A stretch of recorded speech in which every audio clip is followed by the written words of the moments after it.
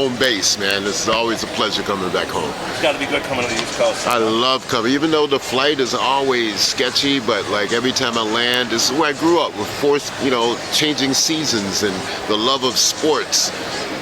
Football and all Yankee country, man. That's great.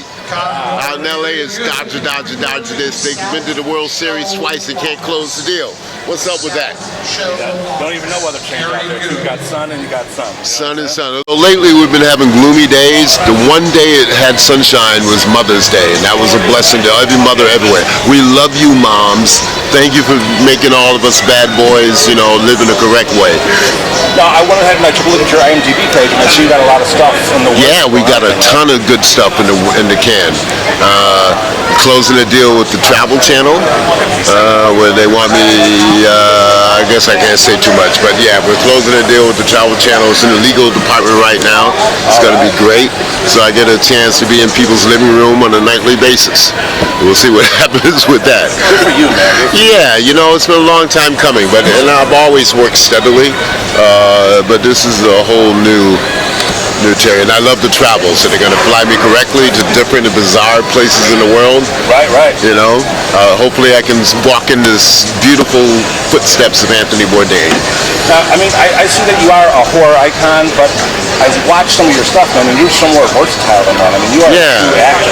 I appreciate that. The horror thing came because the association with Night of the Living Dead and Candyman, of course. But, I trained as an actor. I went to a beautiful conservatory in Providence, Rhode Island called Trinity Rep Conservatory, got my master's, went to New York, taught for 2 years, bartended for 2, and then I was doing a one-man show called Johnny Got His Gun, Dalton Trumbull, and Oliver Stone's people saw it. Next thing you know, I'm in the Philippines shooting Platoon. That's it, man. Living the dream, and from that point on, we had no idea what we were into. We just it was a bunch of New York and LA actors thrown in the jungle. We just wanted to have fun. Next thing you know, we won 4 Academy Awards. And ever since then, everybody that was in that film has been working steadily. For sure. Like I said, you keep yourself. At Collectomania today, how are you enjoying it so far?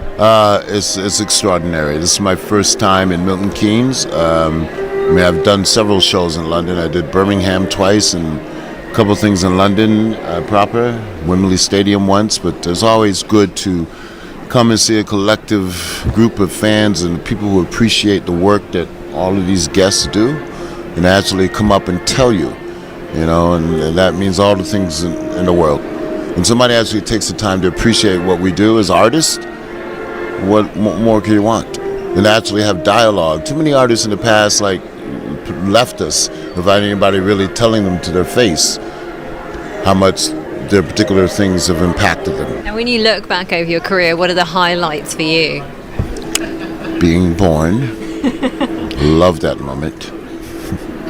Came out kicking and screaming. I was raised by a single mom who instilled in me a sense of pride. I didn't even know we were poor until I was around 13.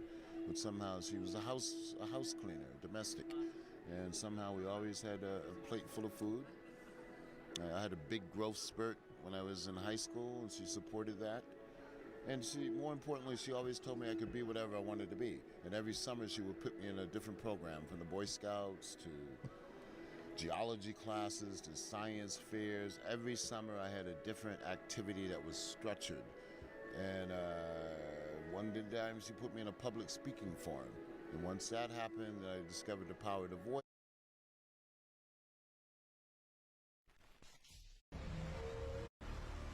New England side of the world. I love it.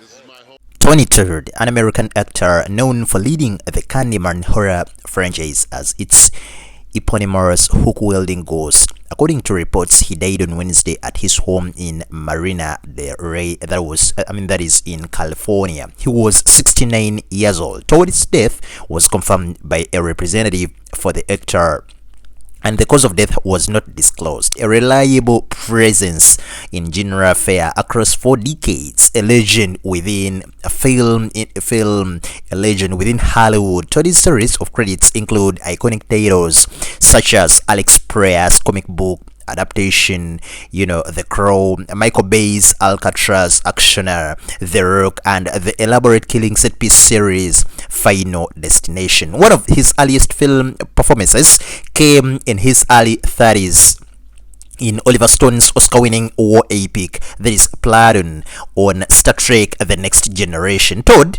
donned alien makeup to play Kurn, a commander in the Klingon Defense Force, and the brother of Worf, played by series regular Michael Dorn. But of course, Todd secured his name in the general pantheon with his performances in Bernard Rose's Candyman, an early 90s Americanized spin on a Clive Baker, a short story that brought a memorable supernatural spin on the themes of gratification and racism.